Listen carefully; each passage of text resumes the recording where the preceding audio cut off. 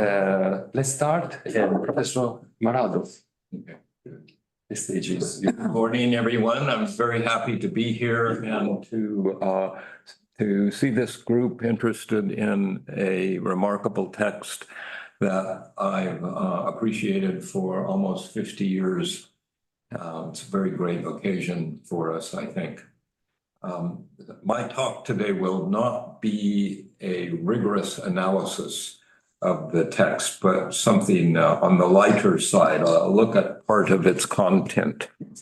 And I will be using a comparative look to bring out some contrasts and to try in that way to clarify some of its insights and the limits of this essay as I see them. My focus is going to be on the topic Kojikume.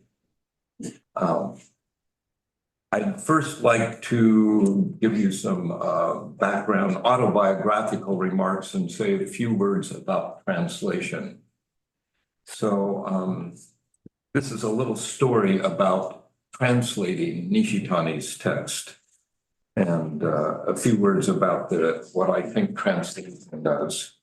So almost 50 years ago in the 1970s, when I first lived in Japan, teaching at Sophia University in Tokyo, I was very excited to find this work, Zen no Tachiba, in an anthology named after it, of various authors. So this is not the volume of the collected works of Nishitani, but a separate one, also called Zen no Tachiba, named after Nishitani's essay. I had been looking for a more philosophical treatment of Zen practice, especially after being rather disappointed with D.T. Suzuki's depictions that tended, at least in a lot of his literature, to put Zen well beyond philosophical reflection. And also, in my experience, D.T. Suzuki often put Zen beyond or aside from actual practice, what goes on in the monasteries. Here in Nishitani's text, there was an explanation of Zen in practice that I thought directly related to philosophy in practice. And that was why I was excited to find this text. However, at the time, some about 45 years ago, I could barely read Japanese. I was living in the countryside. I'd moved out of Tokyo to the countryside near the tip of the Izu Peninsula in the country outside a wonderful town called Shimoda, where my wife and I were teaching English to make a living and continued to study Japanese as we could. This meant that in reading Nishitani's text, I had to look up almost every single kanji compound, jukugo, in the text. I could understand it only by translating. So this was about in 1978, Jan van Brock's translation called Religion and Nothingness had started to appear as early as 1970 in issues of the Eastern Buddhist. This was before the book was published in English, but the different chapters of that work were published serially in the Eastern Buddhist. So once again, the only way I could understand Nishitani's text was by translating it. Now, this is actually quite the opposite of what I now consider to be the ideal situation of the translator. I now think that a translator works best if she or he has no need to translate, if he or she has a natural understanding of the language that requires no translation. And when it comes to philosophy, at least that's one way of understanding what we read if the language is not our own, if it's to some degree a foreign language to us. The other side of that situation is, I think that translating can elucidate a text not only for other readers in other languages, but also for the translator. translation makes one understand better, I think, what is written in a couple of ways. First, it makes the translator more aware of nuances and distinctions, and it makes the translator think of alternatives that don't simply repeat the jargon of the author. Was especially, I especially became aware of this in my work in Germany, writing a dissertation in German on Heidegger and other philosophers, where I found that, in a sense, it was easier for me to write in German, although that was a foreign language, because I didn't have to figure out how to translate Heideggerian German. In short, I think that translators are best qualified when they don't really need to translate, but their translation has the potential to spread the word, so to speak, and the words of a philosopher and to transfer the significance of the text and keep philosophy alive, which is what I call philosophy in the making. So I was not, however, in that situation, that ideal situation 45 years ago, when I attempted to read and to translate Nishida's text. But I had some help. Fortuitous event, two events occurred. On the way to Kyoto one day from Shimoda, I stopped off here in Nagoya at this institute and asked for the help of Jan van Braght. It was my first meeting with him. If you've ever known him, you know what a generous heart he had and how generous he was with his time. So it didn't take him long to spot problems and make corrections and suggestions for a better translation. Then on to Kyoto, where I don't remember, perhaps I stayed a week in Kyoto. I had the good fortune to meet a fellow American who lived in Kyoto, Morris Augustine, who knew Nishitani in person. And so he called up Nishitani on the phone. Nishitani invited me over to his house, and I got to spend a long afternoon with him, probably several afternoons. It's hard for me to recall at this time, but the translation was done with Nishitani's help and collaboration. And right before I came to this event, I found again my original draft with lots of red marks that I think were put there by Nishitani. At the time, I don't remember exactly, but I probably conversed with Nishitani in a little bit of my broken Japanese and then maybe more German and a little bit of English. My impression was his German was better than his English, but his understanding was still better than what he could himself vocalize. So I was extremely fortunate to have his help.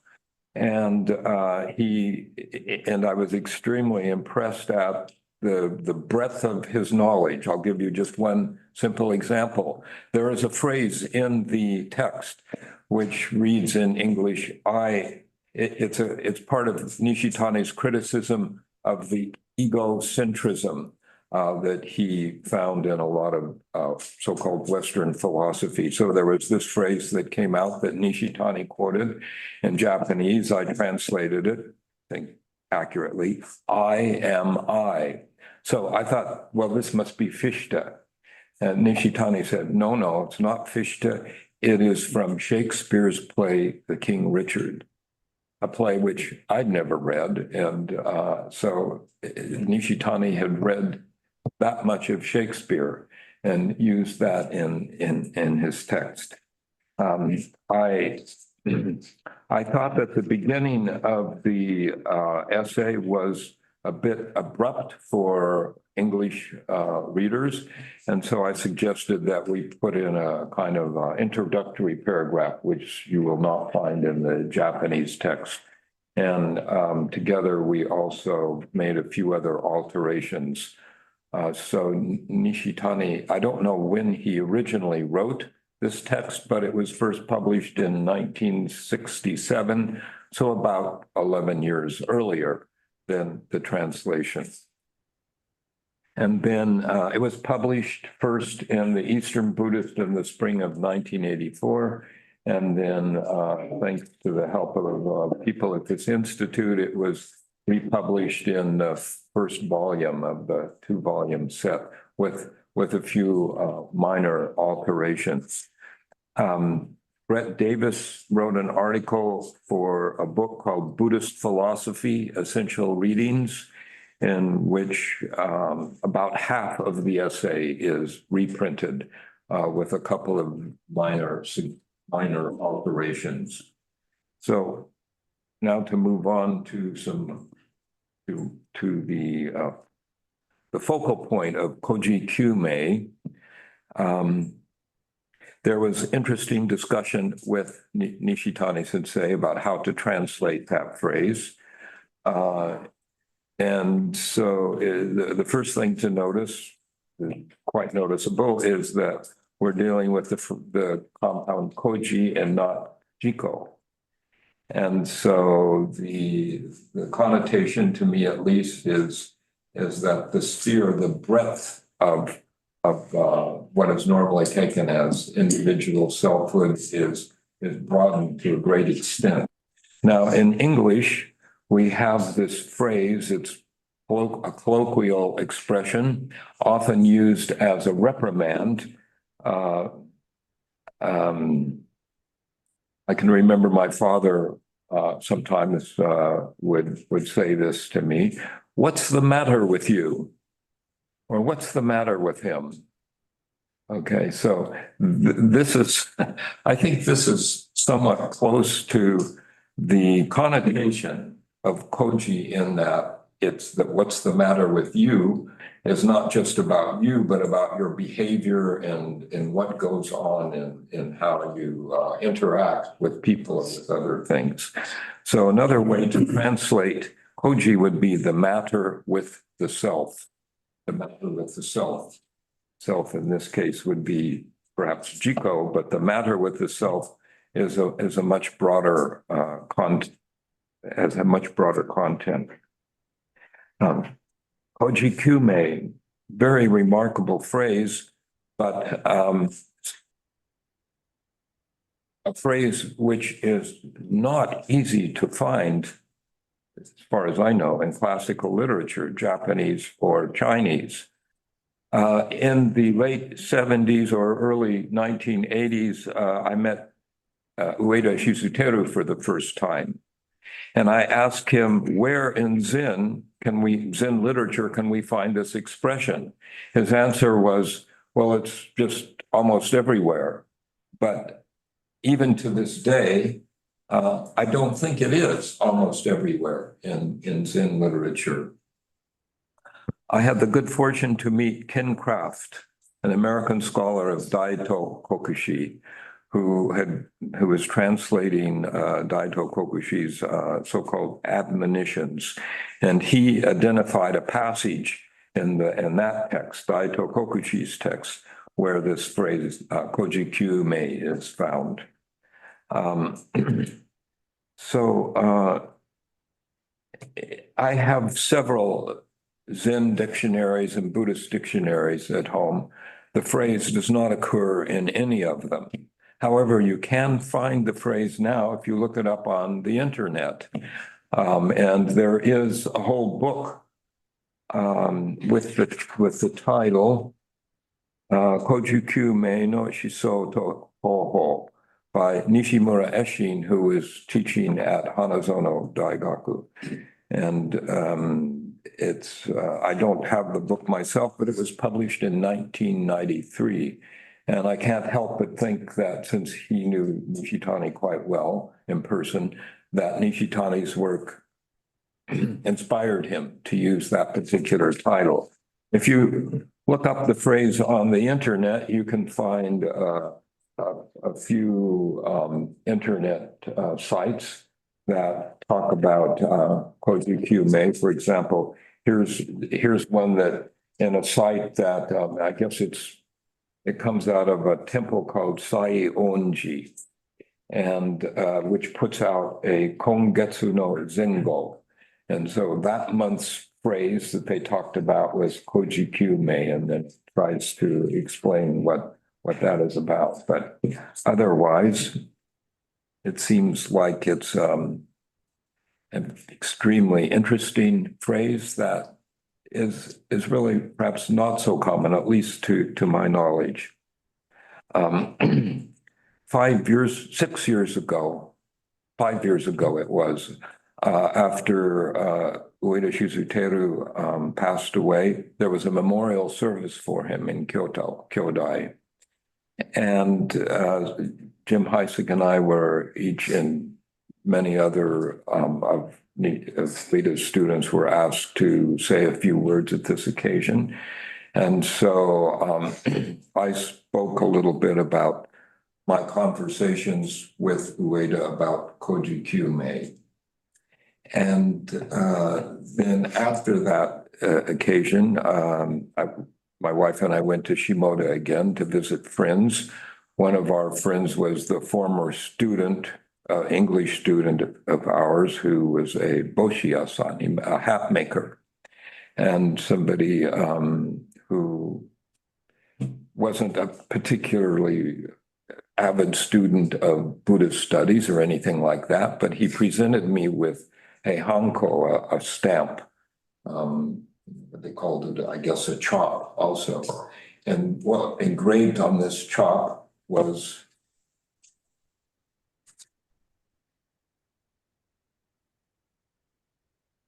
here's the inscription, Koji Kyume. And of course, I was astounded at the serendipity, this coincidence. It was really astounding to me. And this was 5 years ago. A few days ago, I was in Shimoda again and visited my Matsunaga Boshiya-san. And I asked him, well, how did you come across this rare saying? And he said, well, he thought it was in a text by Nishida. And I thought, really? Then he wasn't really sure, so he doesn't know how he came across this. But I was really astounded at that particular coincidence. Now, in Ken Kraft's book on Daito Kokushi, written in English with some translations of the admonitions, I guess in Japanese they're called the yuikai. We find this phrase, sen hitotsu ni koji o kyumei suru soku. Now I think that's literally what the Japanese Daito Kokuchi says. So I'll say a little bit more about that later on, but that was the particular site of this usage of the term Koji Kyume. And then there's other explanations of it, which we'll get back to a little bit later. In an article in 1971 in the Eastern Buddhist, Ueda Shizuteru had written an article.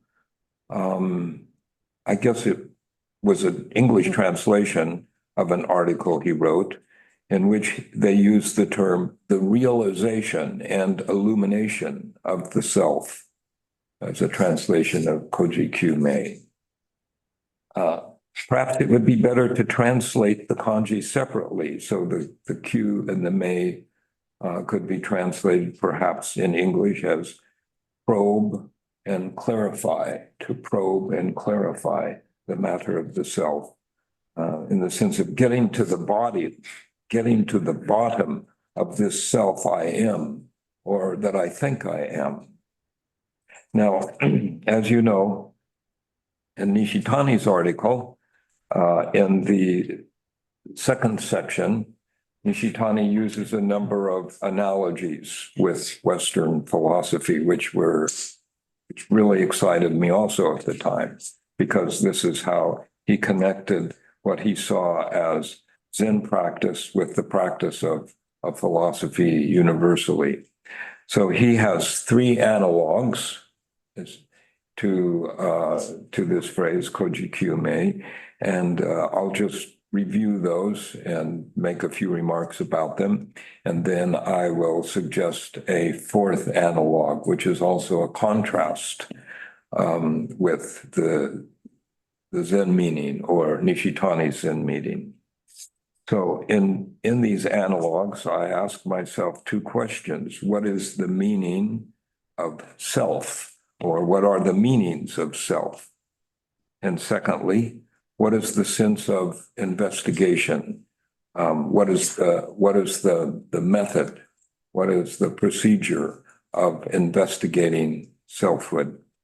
The term investigation was one that, as I recall, Nishitani and I settled on for an appropriate translation of the term kyume suru. Of course, other translations, as I just mentioned, would be possible.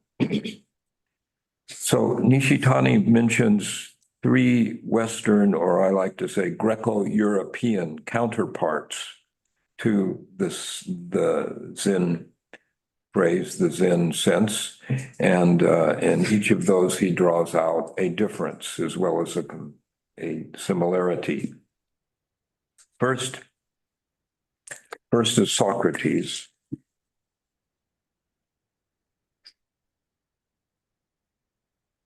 So the phrase in Japanese, I think would be read, Nanji Jishi no Shirei. I think that's a common Japanese translation of know thyself, or let's see, Heisig just told me how to translate the Greek gnothi sauton. Okay, so according to Nishitani, I'm going to try to contrast Nishitani's reading of these analogs in Western philosophy with some other contemporary readings by philosophers who specialize in Greek philosophy or later European philosophy. So according to Nishitani, Socrates' know thyself was a fundamental criticism of those caught up in purely subjective opinion, doxa, translated, which is a translation in Japanese of okken, subjective opinion about themselves. Or he says, now this is really interesting, a fundamental criticism of views voiced from the standpoint of a sophistic intellect, chisei. Based on such opinion, according to Nishitani, Socrates said we must discard not only all opinions, all doxa, but intellectual analysis. Discard intellectual analysis. This is Nishitani's reading of the Socratic dictum. Intellectual analysis is a translation of chikai. And from there, return directly to the present existence of the self itself. And from there, to inquire anew into not just oneself, but the nature of the world, God, and so forth. So, according to Nishitani, this was something which pointed out the way to the true self, the Shin-no-chiko, and to true knowledge, Shin-no-chi. And that's Nishitani's interpretation of this gnothi sauton, which is, as you know, inscribed above the entrance of the temple to Apollo in Delphi. By the way, there now seems to be a lot of archaeological research on precedents to this inscription at the Temple of Delphi. So the phrase or some variation of this phrase is found in a lot of different places in ancient Greek. So I think maybe Jim later will say a few more words about how the phrase was used. at the temple in what Socrates did, his alteration on the phrase. That would be an interesting take. So now I want to present a couple of contrasts with Nishitani's interpretation of know thyself. Academics such as McCabe, who I believe is an English scholar of Greek philosophy, they have argued that Socratic self-knowledge involves a deep examination of one's principles and beliefs. The self, according to Socrates, is best thought of as a selfhood consisting of beliefs and desires, which in turn drive our actions.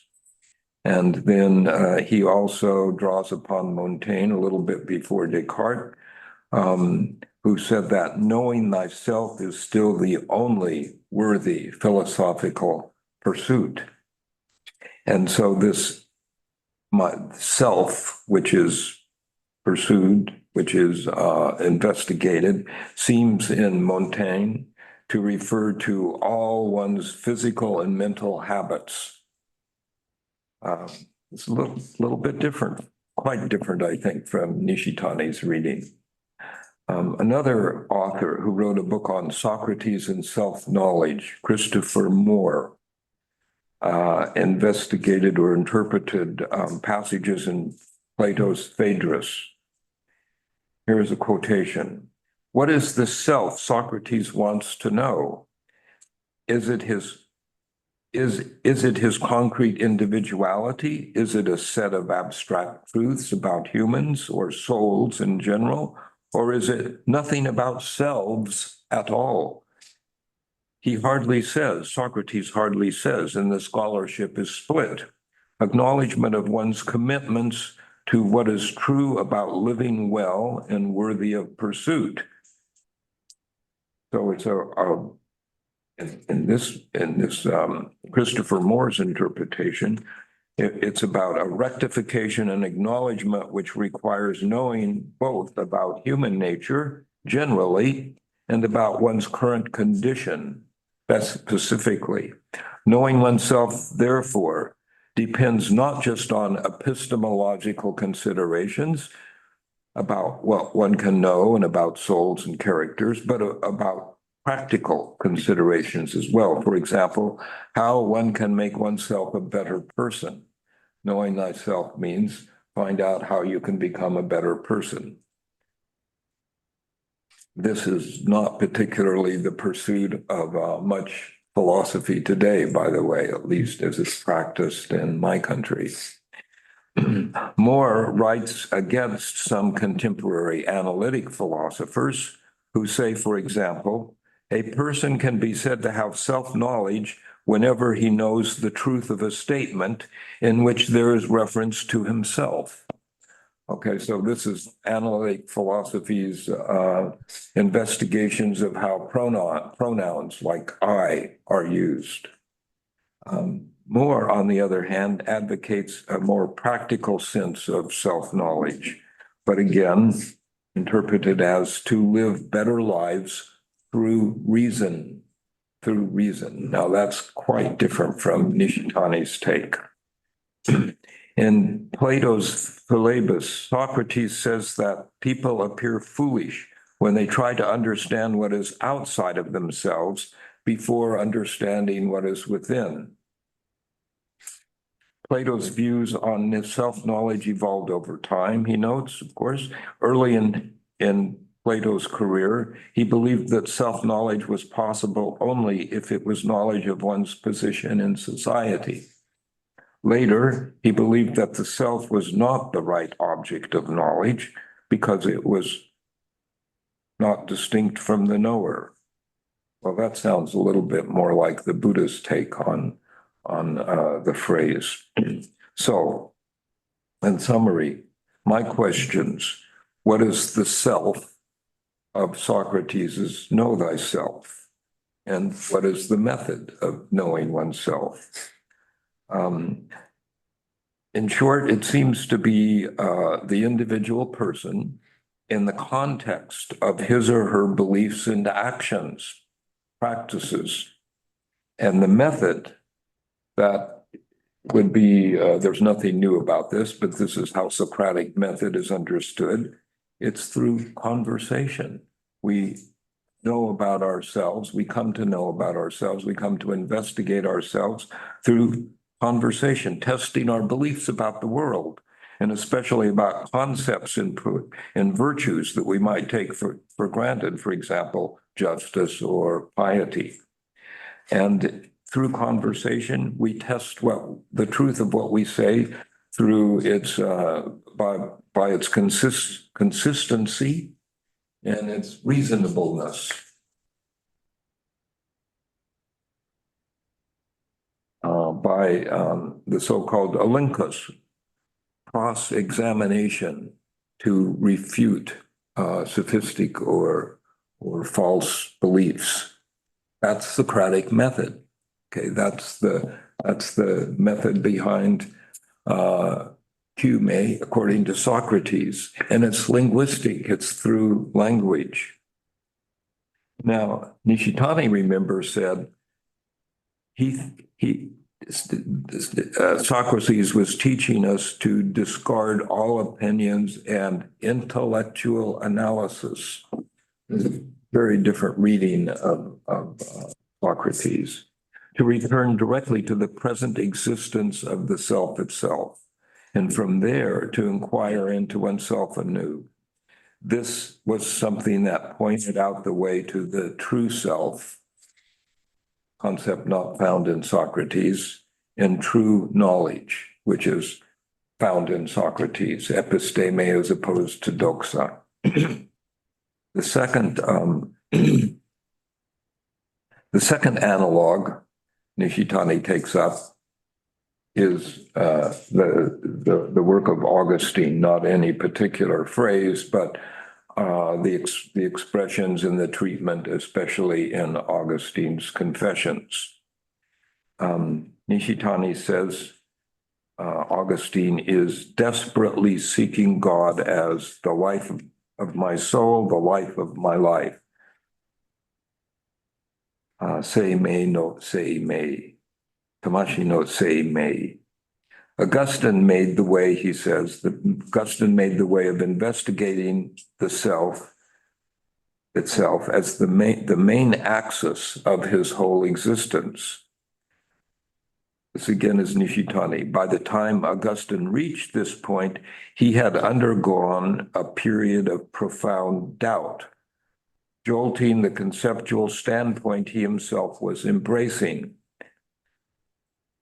It was for him a religious practice of seeking peace of mind. This is the famous Anjin that Nishitani has written a whole separate article about. It's now included in the two-volume set. Or for Augustine, put into English again, Augustine is seeking repose in God. So for Augustine too, the love of knowledge, which gives rise to philosophy, is backed up by a practice of self-investigation which sought a resting place for his own existence. Now, if you read the Confessions, at least in my impression, you don't see anything like a immersion in self-doubt. That probably came before Augustine composed his Confessions, and I'm not sure that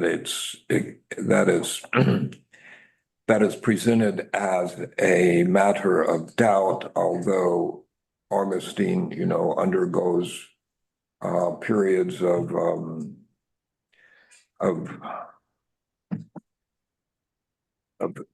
doubt, not so much, about what he had been doing, about how he had been living, and then underwent a profound conversion, as you know. Now, one translator of Augustine refers to Augustine's theory of illumination, which is another way, I suppose, to translate Hume. The mind's capacity to know itself and to be known by itself and this is the important part, it's inner knowledge of God. And that's the keystone to knowing truth. Everything else we know is compared to our knowledge of God, our direct knowledge of God for Augustine. That's a pretty standard interpretation of the Confessions.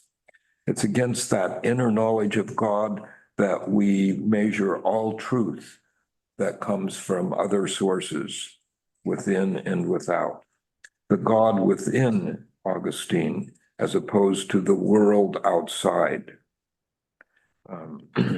This again is a kind of a one standard contemporary interpretation of what Augustine was doing. God is known intimately through love. The famous chapter 10, this is the chapter where the conversation about time occurs. When nobody asks me, I know what time is, and when I start thinking about it, if someone asks me, I no longer know what it is. Okay, so that chapter in the Italian, in the Latin, is called Memoria. And this is more than memory, according to contemporary interpreters. It's somewhat like another theme that comes later in Nishitani, and that is Yogacara storehouse consciousness, alaya vijnana. Here is a contemporary summary of what that memoria means. Its contents are: first, those traces left by sense impressions received through past experience, which can be retrieved, associated with one another, used as imaginative building materials, temporarily mislaid or hopelessly lost. But then also intuitive recognition of the principles of mathematics, for example, and of all the realms of truth that the mind is capable of knowing.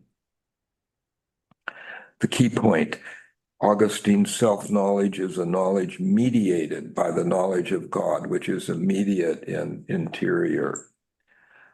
So Augustine asks two questions which are somewhat rhetorical. He knows the answer, at least at this stage. He asks, is hearing the truth about oneself from you, Lord, anything different from knowing oneself? And can anyone have this self-knowledge and still protest it is not true unless he himself is lying? So the model of knowledge, including knowledge about oneself, is this interior and absolutely indubitable connection with God. And yet God is another separate, infinite, perfect being, totally different from oneself. So that's key, and that's really an aspect, a dimension of Augustine, which is not presented in Nishitani's interpretation.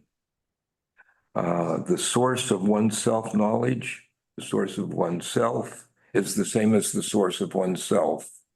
The creature we are, God. That source is God. In the seventh part of chapter 10, Augustine writes in English translation, "What I know of myself, I know only because you shed light on me." Nishitani comes in here. He speaks of Augustine's profound doubt, jolting the conceptual standpoint. Now, if you look again at the Augustine's text in section 8 of chapter 10, you find this statement: "I love you, Lord, with no doubtful mind, but with absolute certainty." Augustine seems already to have reached the repose in God, the angin that he sought, although he reached it gradually. The Confessions are addressed to the Lord or the Dominus, the master, like the master of the house in ancient Rome. Now this address to God, this conversation with God is what's going on in the confessions, is quite different from what I understand to be going on in Zen, although there's lots of, Mondo and conversation models also going on in Zen. But God is the enduring eternal presence. It is God is kind of the eternal other to Augustine's self. And again, this dimension is not at all presented in Nishitani's analogy, in his interpretation of Augustine. The soul, the spirit, is something with an interiority, something that is finite and a fallible creature of God. Augustine says, in English translation, no one knows what goes on inside a person except the spirit of the person within him or her. So, what is Augustine's self? It is this soul or spirit with this interiority and this absolute immediate connection with God. And what is Augustine's method of self-investigation? I would call it a kind of introspective exploration, but again, through the process of reflection and address to God. It's a kind of deep reflection. Perhaps we could say it's a kind of hansei, which in Japanese can mean remorse as well as recognition. So that's also an important part of Augustine's journey, the remorse he went through and then the conversion. So it seems to me then when we look at the comparison between Nishitani's interpretation and more usual or more standard perhaps interpretations of Socrates and Augustine, it's easy to see why scholars and thinkers other than Nishitani have not at all thought of these texts as analogs to Zen's Kojikyu. Okay, third analog, as you all know from the text, is in Descartes. And this is a much longer section of Nishitani's text, and it's interesting that it contrasts a little bit with Nishitani's treatment of Descartes in Shukyo Tawananika.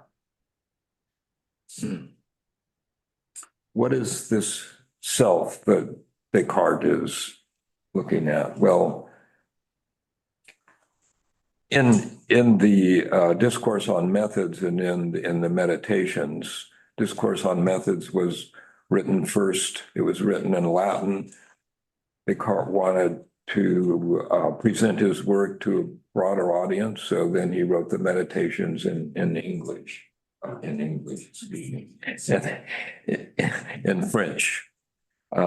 So what is Descartes' self? Well,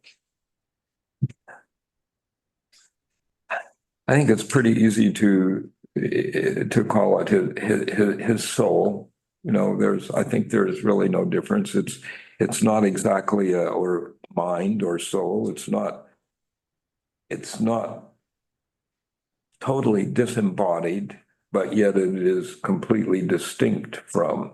Perhaps at this stage of his thought, aside from the question of the existence of the mind or soul after the death of the body, at this stage, you can distinguish sharply between mind and soul on the one hand and body on the other, although they would be found together. They are inseparable but distinct. Descartes, by the way, does not use the word ego, as a noun, a substantive. he uses it only as a pronoun. And in Nishitani's treatment and in the treatment of many other philosophers, they take this ego and as if Descartes is using it as a noun, a substantive. In the English language, the word self was used as a standalone substantive, a noun, only in Locke, John Locke, and afterwards, as far as I know. So the self, if we ask what is Descartes' self, then I think we can say reasonably mind or soul. What is Descartes' method of self-investigation? Well, this is, what everybody having to teach introductory philosophy says. Well, it's the rational exercise of doubting all that can be doubted until you reach something that can no longer be doubted. And that is that you are doubting, or that you are thinking, or that you are reflecting, so forth. Cogito ergo sum, which is upon reflection. Reflecting, this is the key part, which is often lost sight of. It's a mental exercise, but it's an exercise of reflecting on what one is thinking, what one is reflecting. It's interesting to see that, I think I have only about 10 more minutes left. Interesting to see a few differences in Nishitani's treatment of Descartes in this text from his treatment 7 years earlier in Shukyo Towa Nanika. In the Standpoint of Zen, Nishitani places Descartes' thinking in the context of types of philosophical self-investigation, and he finds the limit of Descartes' investigation not in its egocentric conception of a self, of a substantial self. Rather, he finds the limit of Descartes in the step taken beyond Descartes' self-confirmation, beyond the step taken beyond the cogito ergo sum. The self-investigation that Descartes pursued, Nishitani says, entailed a self-awareness in the form of knowing oneself. And that's for Nishitani a very positive and close analog to at this stage to what was going on in Zen. The difference for Nishitani comes with what Descartes did after the cogito, how he began to, first he had to prove the existence of God and of the external world and so on and so forth in the meditations. So there's a big difference in the two depictions of Descartes in those two texts of Nishitani. Nishitani presents the cogito in Religion and Nothingness as the expression of self-consciousness, the jiko ishiki. In the Standpoint of Zen, Nishitani appreciates the cogito as an extraordinary and revelatory form of self-awareness, jikaku. Not jikoishiki, but jikaku. Still, the description as a matter of knowing oneself, jiko oshiru toyu koto, jiko oshiru toyu jikaku. This still hints at a kind of a point that Nishitani did criticize, and that's the objectification of the self, which Nishitani criticized, especially in the earlier works. Nishitani goes on to indicate not only a parallel with Descartes' method, but also a divergence. I'm going to read this passage. The way by which Descartes arrived at the existence and a realized self-awareness of the self was in nature close to the Zen investigation of self. Descartes' methodical doubt, however, was not doubt in its authentic sense, rather a doubt which grips the whole body-mind, in which the self and all things in their entirety become one big question mark, which is the case of the great doubt of Zen literature. Rather, Descartes' point of arrival is the place where the great doubt first begins. So Descartes stops short of being totally encompassed and gripped by this more fundamental doubt. And so this is Nishitani's critique of Descartes in the Standpoint of Zen, different from his critique of Descartes in the earlier text. Doubt for Nishitani, the great doubt, the single great doubt, is no longer someone's doubt about something, someone's doubt about something that is or is not X or Y. Rather, the great doubt, as you might imagine, defies differentiation. There is no longer a self that is doubting and a thing that is doubted. The Zen tradition sometimes expresses this condition again as the great ball of doubt. And Nishitani himself quotes a passage from one of the students of Hakuin, I believe, to talk more about the self-doubt and to say it is an example of what he calls ishin, another word for samadhi or single-mindedness. Okay. Let's move on. I realize I'm not leaving any time for questions, answers here. I'll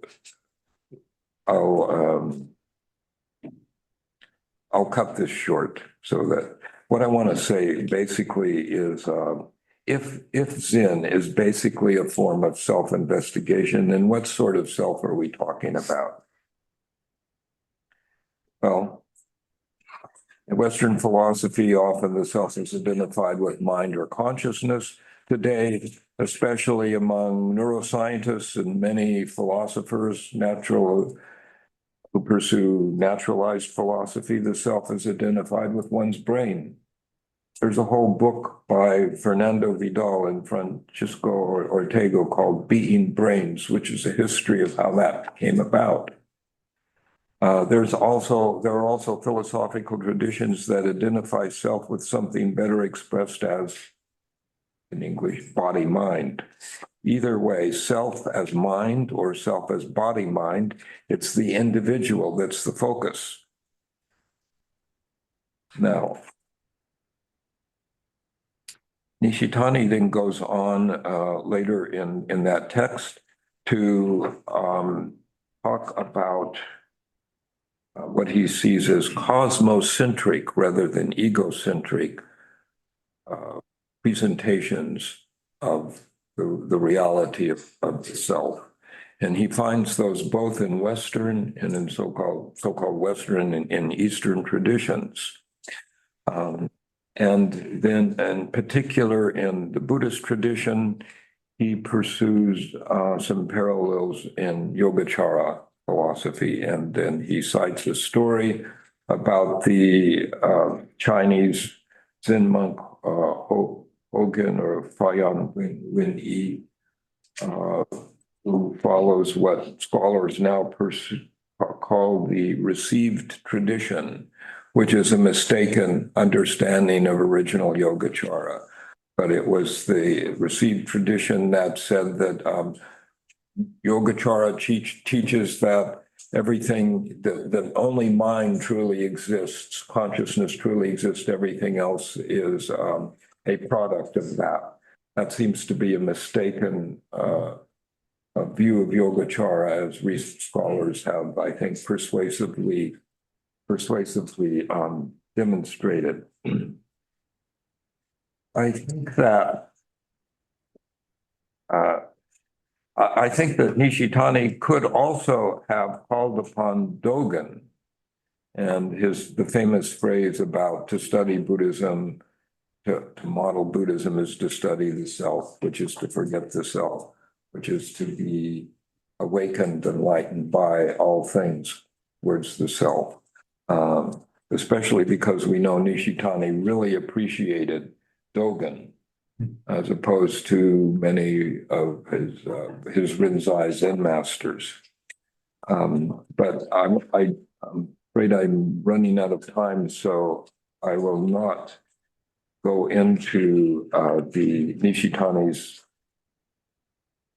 stories about the Yogacara tradition. What I want to mention very briefly is an analog, a contrast that Nishitani does not pursue, which I think is presented by contemporary or 20th century Husserl's phenomenology. Some people call it, the transcendental phenomenology.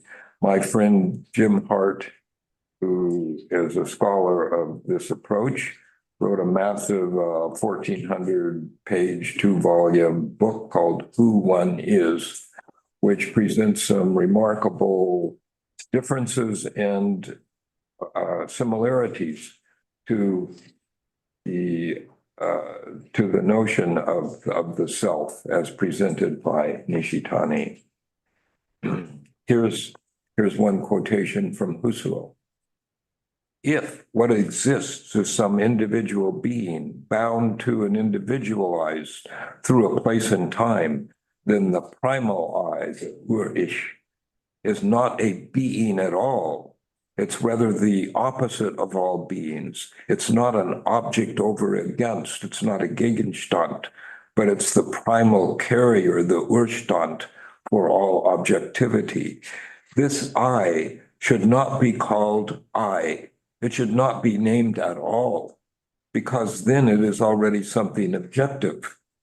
It is the nameless, beyond all, not as standing over everything, nor is it hovering, nor being, but rather functioning, conceiving, as valuing, and so forth. So I find this a remarkable parallel to some of the things Nishitani is saying towards the end of his essay, especially where he quotes Hakuin's Zazen Wasan, Song of Zazen, as saying that the self has the self has no essence. Here, your self nature is no nature. Jisho is musho. The show is like the say or nature. Your self is no nature, and you have parted from vain words. So there, it's a kind of remarkable parallel, I think, to that particular passage in Husserl.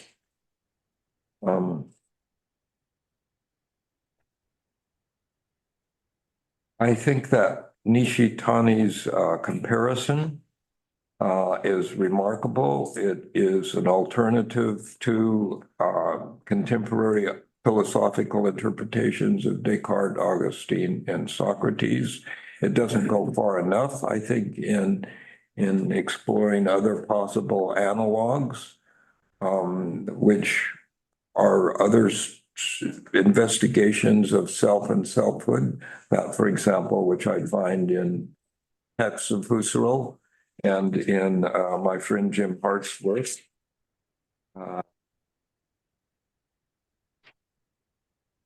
And I will finish finally with just a remark about the passage of Jiko of Koji Kyumei in the admonitions of Daito Kokushi. There we find the phrase Sin Itsuni Jiko Kyumei Suru Soku. And then the translation of the longer passage, listen to this, it's quite different from, again, Nishitani's take. Perhaps there is someone who in the wilderness gathers cotton and spends their days cooking and eating vegetable roots in a pot made of reeds. However, the essence of solely examining one's own matters, that's the Koji Kyumei. The essence of solely examining one's own matters lies in the daily encounters with an old monk, expressing gratitude to that person who would dare to take this lightly. So that is the English translation of the passage that's in Daito Kokushi's admonitions. So to come to a conclusion in this most urgent matter of the self, the Koji that Nishitani illuminates here is a self that is inseparable, I think, from all other things. And this is again simply to relate the Koji that is understood by Nishitani with usual Buddhist sense of codependent origination, Satya Samapada, which is not surprising at all. So I had a lot more to say, but I've gone over my time, and for which I apologize. And I hope perhaps we could have at least a few minutes of questions or discussion. And I'm hoping also that since I took so much time, that perhaps in some of the papers later today and tomorrow, we could continue the discussion about what I presented. Thank you very much.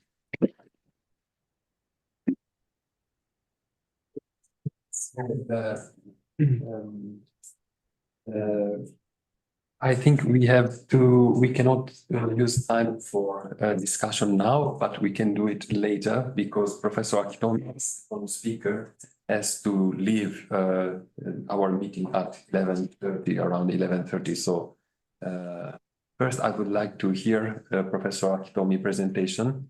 And then we have Professor Abe, and after Professor Abe, we can give more time to enter more. Okay, again, I do apologize for taking up the whole hour when. It's only because there is this contingency. Professor Akitomi has to leave around 11:30. So Professor Akitomi will speak in Japanese. Oh, if I may say just one, this is really crucial, finish up. So if we were to ask again of Nishitani, well, what does Nishitani say the self is? And what does he say the method of the investigation of the self is? He doesn't say. He leaves it an open question because that is what you do. That is what Zen practice does. You know, he's inciting us to pursue this practice, this questioning, rather than giving us an answer. What is the self? And this is how you find out. Thank you.